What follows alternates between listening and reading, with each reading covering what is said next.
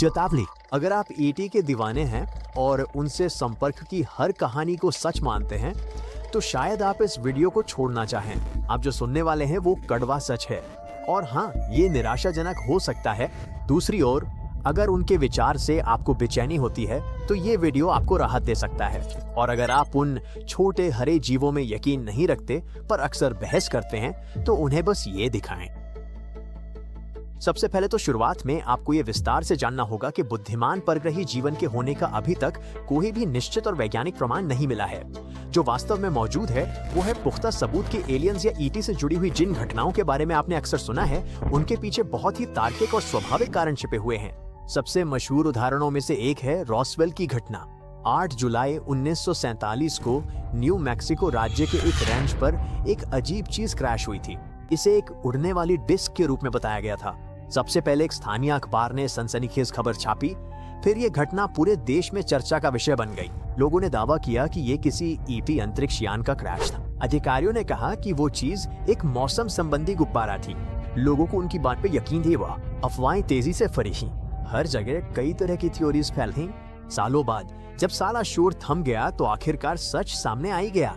वो डिस्क सरकार के एक गुप्त प्रोजेक्ट का हिस्सा थी, एक ऊंचाई वाला गुब्बारा जिसे परमाणु परीक्षणों का पता लगाने के लिए बनाया गया था।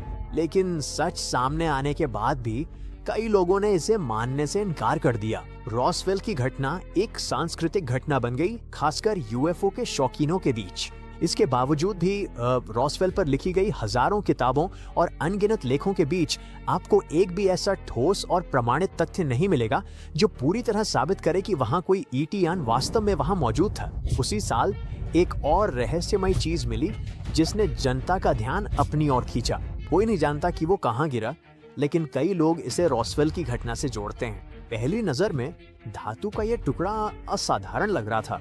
इसकी आंतरिक संरचना उस समय की किसी भी चीज से अलग थी, जिससे कुछ को लगा कि ये एलियन यान का हिस्सा है। आगे के विश्लेषण से पता चला कि ये मैग्नीशियम और जिंक के मिश्र धातु से बना था, जिसमें बिस्मथ और लेड के अंश थे। बेशक सिर्फ इन तत्वों की मौजूदगी ये साबित नहीं करती कि ये पृथ्वी पर बना था, क्योंकि ये पूरे ब्रह्मांड में मौजूद हैं। फिर वैज्ञानिकों ने मैग्नीशियम और बाकी सामग्रियों की संरचना की जांच की और उन्होंने पाया कि ये मिश्र धातु पृथ्वी पर ही बनी थी। फिर भी नमूने की एक चीज ने सबको चौंका दिया, बिस्मथ।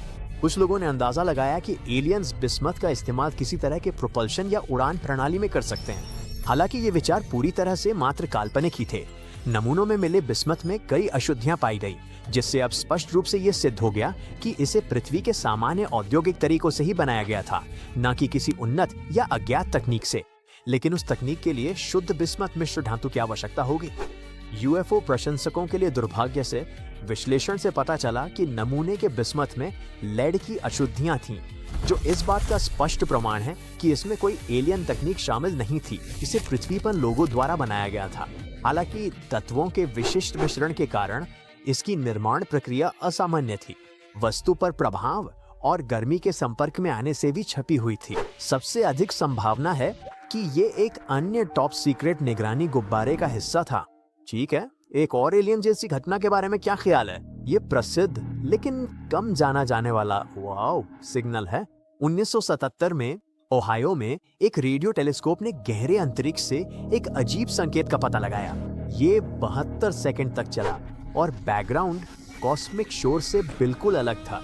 खगोल शास्त्री जेरी एमन, जिन्होंने इसकी खोज की थी, इतने हैरान थे कि उन्होंने प्रिंटआउट पर वाओ लिख दिया। वैज्ञानिक समुदाय को कुछ समय के लिए संदेह हुआ कि ये रेडियो सिग्नल एलियन तकनीक का संदेश हो सकता है, लेकिन इसे फिर कभी नहीं पाया गया। बाद के स्पष्टीकरणों ने सुझाव दिया कि ये एक न्यूट्रॉन तारे से रेडियो उत्सर्जन हो सकता है, जिसे ठंडे हाइड्रोजन बादल द्वारा प्रवर्धित किया गया था। आप इंटरनेट पर अन्य समान मामलों के लिए भी वास्तविक स्पष्टीकरण पा सकते हैं। हालांकि रोजवेल और इसी तरह के मामले दशकों पहले हुए थे, लेकिन आधुनिक कहानियों के बारे में क्या? आपने शायद पायलटों द्वारा रिकॉर्ड किए गए वीडियो देखे होंगे जिनमें आसमान में तेजी से चलती मायावी वस्तुएं दिखाई देती हैं। वैज्ञानिकों ने इन वीडियो का सावधानी पूर्वक विश्लेषण किया और कुछ दिलचस्प पाया। देखा गया व्यवहार भौतिकी के नियमों के विपरीत था। यदि कोई वस्तु हवा या पानी के माध्यम से इतनी तेजी से चलती है तो घर्षण से एक दृश्य गर्मी का निशान या प्लाज्मा चमक पैदा होनी चाहिए, लेकिन फुटेज में ऐसा कुछ भी नहीं दिखता है। क्या इसका मतलब ये है कि ये एलियन तकनीक है? शायद नहीं। एक बहुत ही सरल स्पष्टीकरण ये है कि उपयोग किए गए कैमरे वास्तव में जो हो रहा था उसे कैद करने के लिए पर्याप्त उन्नत नहीं थे। हमें वस्तु और कैमरे के बीच की दूरी नहीं पता है, हमें इसकी वास्तविक गति नहीं पता है। ये एक विजुअल आर्टिफैक्ट, सेंसर की खराबी या लेंस विरूपण हो सकता है। यदि आप अभी भी मानते हैं कि ये रिकॉर्डिंग असली यूएफओ दिखाती हैं, तो खुद से ये पूछें, इतने सालों के बाद भी हमारे पास अभी तक कोई उच्च गुणवत्ता वाला फुटेज क्यों नहीं है? ये हमेशा कम रेजोल्यूशन वाला, धुंधला और अक्सर ब्लैक एंड व्हाइट क्यों होता है? एक भी स्पष्ट उच्च रेजोल्यूशन वीडियो की तुलना में लाखों अस्पष्ट छवियों का कोई मतलब नहीं है, और हमारे पास ऐसा एक भी नहीं है। यूएफओ देखे जाने की संभावना, ऑप्टिकल भ्रम या सेंसर त्रुटियां होने की संभावना एलियन अंतरिक्षयान होने की संभावना से कहीं अधिक है। बहुत से लोग बस ईटी में विश्वास करना चाहते हैं, इसलिए वे अलौकिक तकनीक का संकेत देने वाली किसी भी खबर के बारे में प्रचार को बढ़ा चढ़ाकर पेश करते हैं। एक आदर्श उदाहरण ओमुआमुआ है, जो इंटरस्टेलर स्पेस से हमारे सौर मंडल में प्रवेश करने वाली पहली ज्ञात वस्तु है। कुछ लोग घबरा गए ये दावा करते हुए कि ये एक एलियन प्रोब था। हकीकत में ये लगभग निश्चित रूप से एक इंटरस्टेलर एस्टेरॉइड जैसी वस्तु थी। क्या आपको 3i/एटलस को लेकर हाल ही में फैली घबराहट याद है? ऑनलाइन अफवाहों ने दावा किया कि ये एक कृत्रिम वस्तु थी जो नवंबर 2025 में पृथ्वी के करीब आएगी और हमारे जीवन को हमेशा के लिए बदल देगी। नवंबर बीत चुका है, वो रहस्यमयी वस्तु अब हमसे और भी अधिक दूर होती जा रही है।